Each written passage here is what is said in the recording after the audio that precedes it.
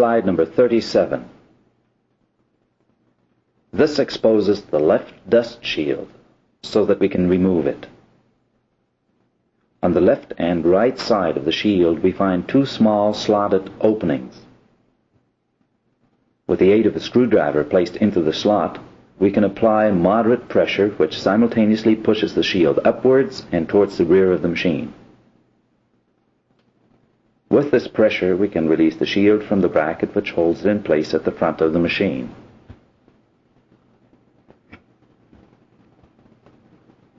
Slide number 38. We use the same procedure in order to release the right side of the shield. Stop the player if you need additional time.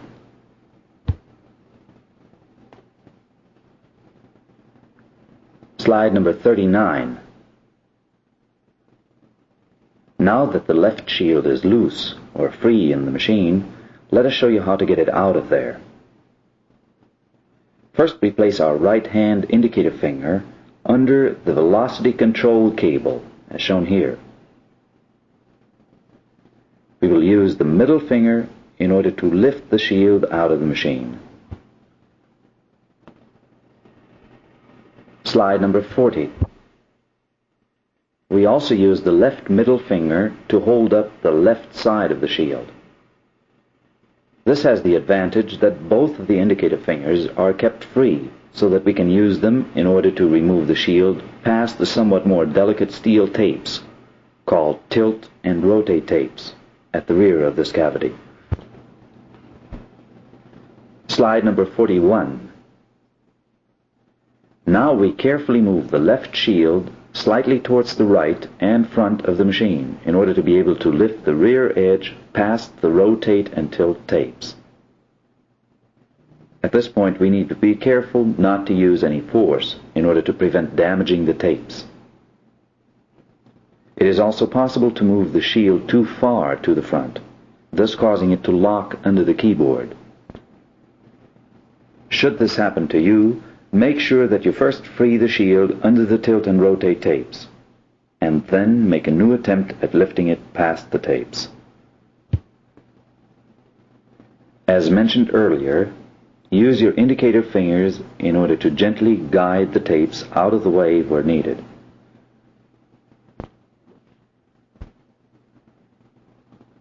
Slide number 42. Upon having passed by the tilt and rotate tapes, finally, we only have to pass by the velocity control cable in order to completely remove the left shield. At this point, you should stop your tape player and follow the procedure which we just explained on your own machine. Once you have removed the left shield, examine the parts which hold the shield in its position. Before continuing with this program, you should reinstall the left shield and then remove it again as many times as you need it in order to become reasonably proficient at it.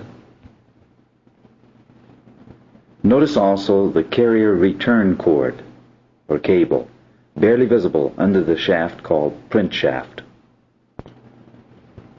The dust shield is placed under the cord. Lack of care during the dust shield removal can cause the cord to come off its pulley on the left side of the machine. Slide number 43. Now depress the carrier return key and then turn the hand cycle knob until the carrier stops in its extreme left position. This will expose the right dust shield so that we can remove it too.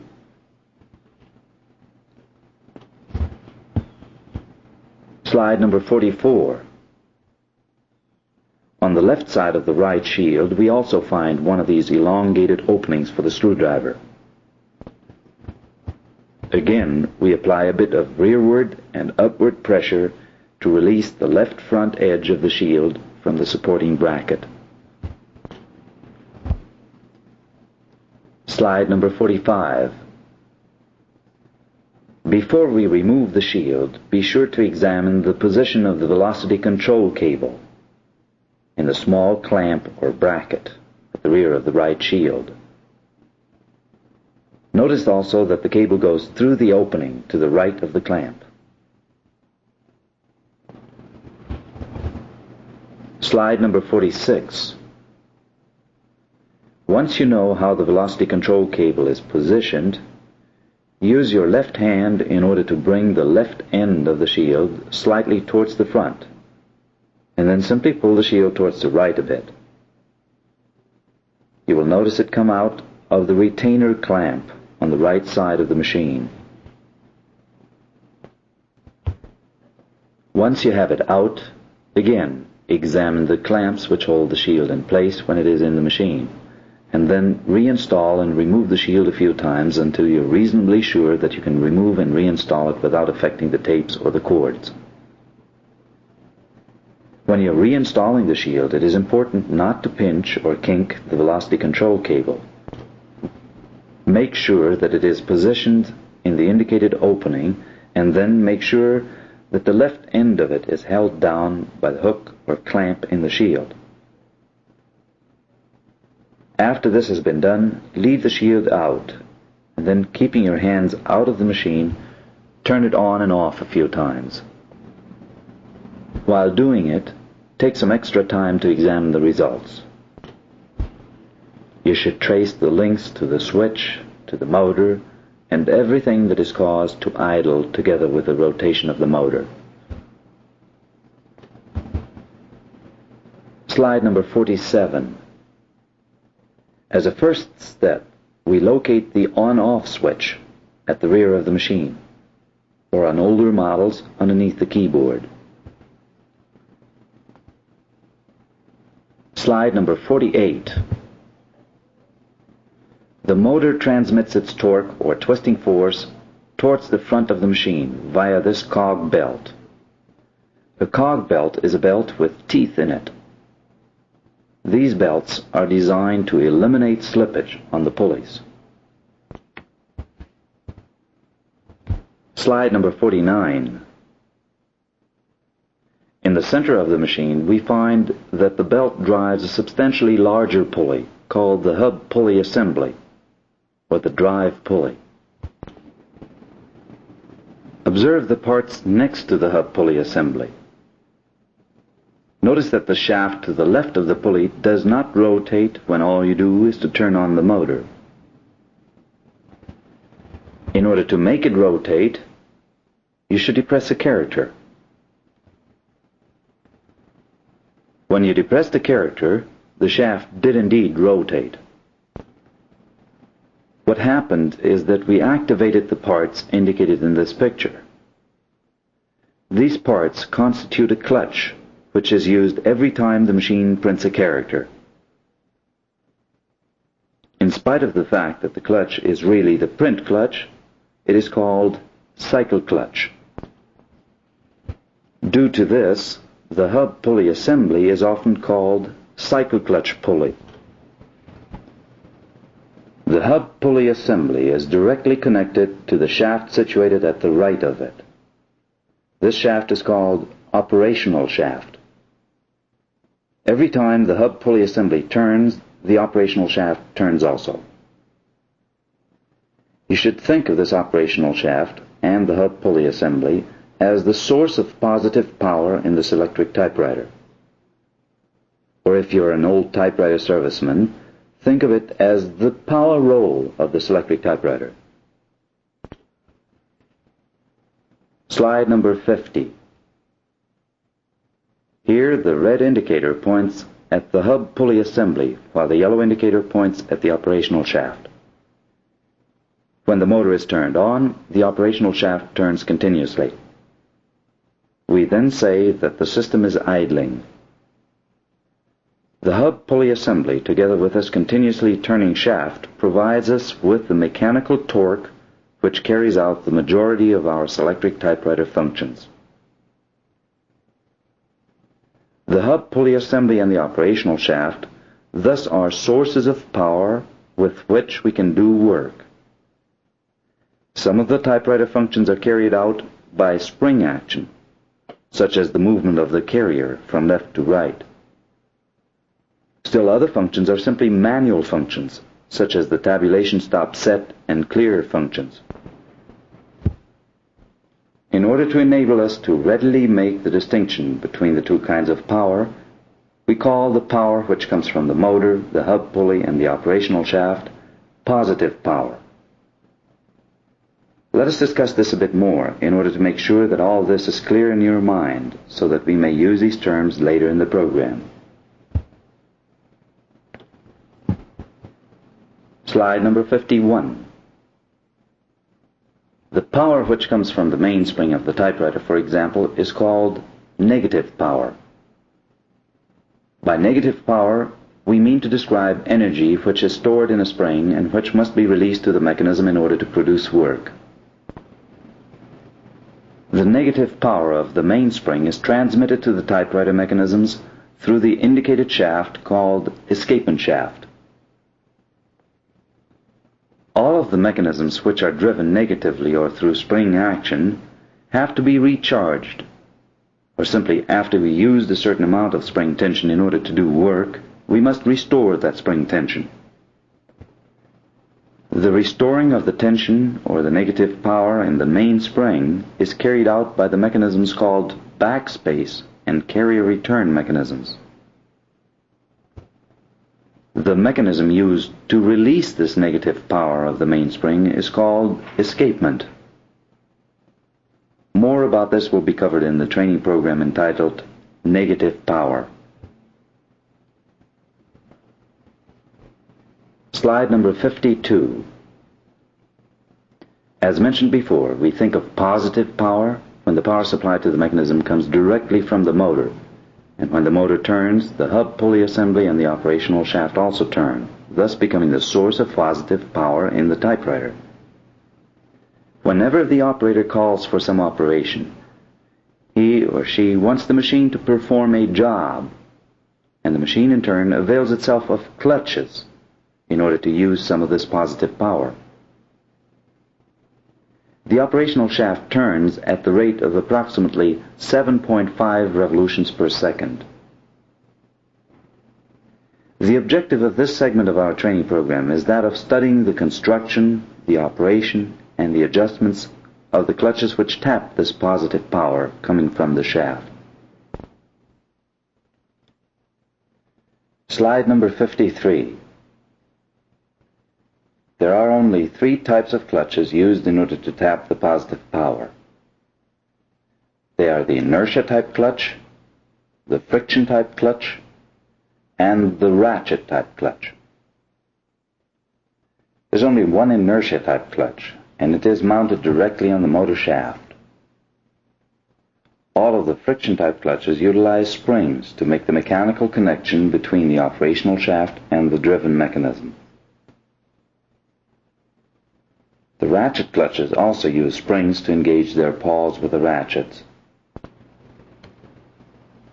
With the exception of only one of these friction clutches which use springs, all we need to do in order to cause a clutch engagement is to release the springs, because at rest, or when not in use, they're kept distended or opened. When these springs collapse, they lock the operational shaft to the driven mechanisms. We will refer to these clutches as collapsing spring clutches. In the case of just one clutch, namely the carrier return clutch, we must cause the spring to collapse in order to make the mechanical connection between the driving operational shaft and the driven parts of the machine. As a result, we call it a collapsible spring clutch. Below the red line, we have named the clutches by the mechanisms which they drive. The carrier return mechanism, for instance, is the only mechanism which uses the collapsible spring type of clutch.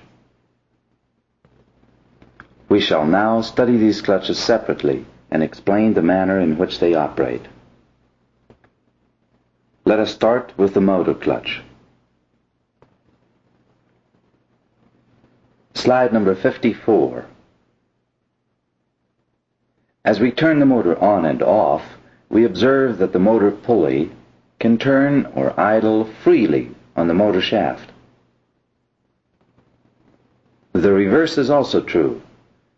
When the motor is turned on, we can see that it is possible to rotate the motor shaft without driving the motor pulley, because the motor shaft and the pulley are not locked onto each other. This motor clutch has been incorporated into the machine in order to allow the motor to approach normal operating speed before it engages with the motor pulley. This way, the motor has a chance to first develop enough torque so as to be able to drive the heavier mechanisms of the typewriter. Slide number 55. Right next to the motor pulley, we find the clutch hub plate, which holds two clutch pawls. The pencil is pointing at the pivot point of one of these pawls. Notice that this plate is solidly mounted on the motor shaft by the use of set screws. Slide number 56. At the end opposite to that of the mounting stud, we find this metallic mass permanently mounted onto the pawl. At the tip of the pawl, below the pencil, we find a spring which tends to pivot the pawl clockwise in such a manner that the indicated mass is constantly pulled towards the center of the shaft. In order to understand how the motor clutch operates, we should remind ourselves that once a body is in motion, it tends to continue its motion in a straight line, unless it is acted upon by some external force. At the exact point in time when the motor is turned on, the torque of this shaded pole motor is zero. We will study more about the motor a bit later. It takes quite a bit of time for this kind of motor to reach its operating speed. It is very important that during this time the motor be completely free to rotate without having to carry out any typewriter function. The motor might stall and actually burn out if it were to get a heavy load during this time period. However, once the motor approaches its operating speed, these masses on the pawls try to continue their motion in a straight line, seemingly away from the center of the shaft, against the action of the spring fastened next to the pawl mass, or weight. Slide number 57. Once this happens, the heels of the pawls rotate towards the center into the way of one of the teeth of the motor pulley, as indicated. While there are 3 teeth on the motor pulley, they are positioned so that only one of these clutch pawls engages with the motor pulley at any one time. Examine this as best you can before continuing with the program.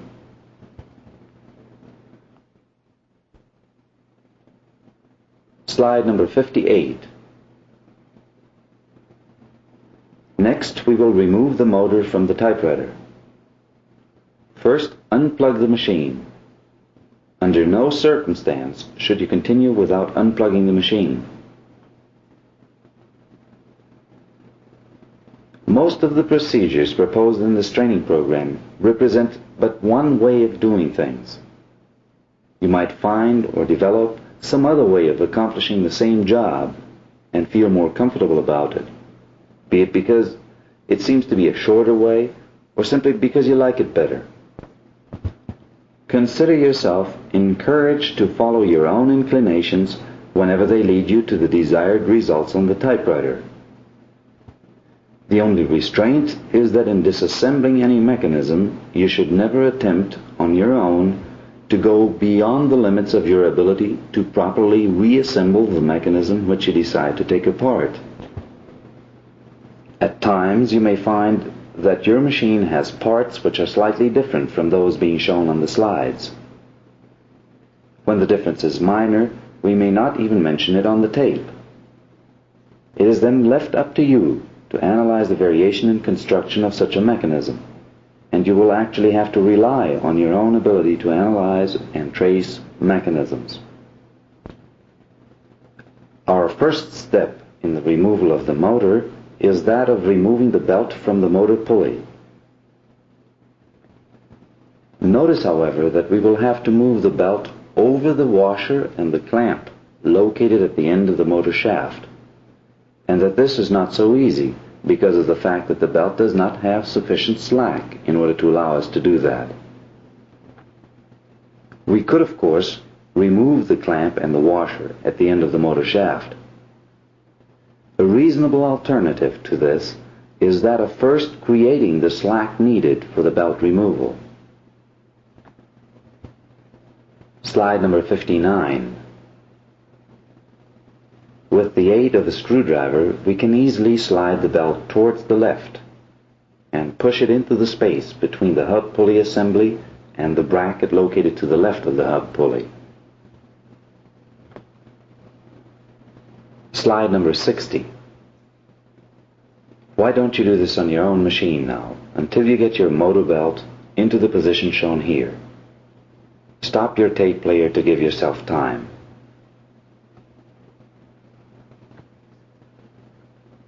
Slide number 61. As you can see, once the belt is off the hub pulley assembly, it is very easy to lift it over the washer and the seat clamp at the end of the motor shaft. Go ahead and do the same on your own machine. Slide number 62. The motor mounting brackets vary. Some motors are mounted into a solid bracket, such that at least one of these brackets has to be removed from the machine in order to allow the removal of the motor. As is evident in this picture, this bracket will have to be loosened anyway in order to release the power cord. Slide number 63. Notice the two indicated clamps. They can be taken off the motor mounting brackets. When we remove the clamps only, leaving the position of the brackets undisturbed, we can reinstall the motor knowing that the tension of the belt remained unchanged after we reinstalled the motor. It is important to always restore sufficient belt tension so as not to allow the belt to jump any cogs or teeth, even when it has to operate the typewriter under maximum load conditions. Whenever we reinstall a motor, we must try to position the motor so as to give us maximum belt tension and minimum idling noise. In addition to this, the angular position of the motor must be such that the belt tracks in the center of both the motor pulley and the hub pulley. At this point, you have reached the end of the audio tape 1 for this segment. You may continue your studies by using tape 2 for the segment number 10-1A.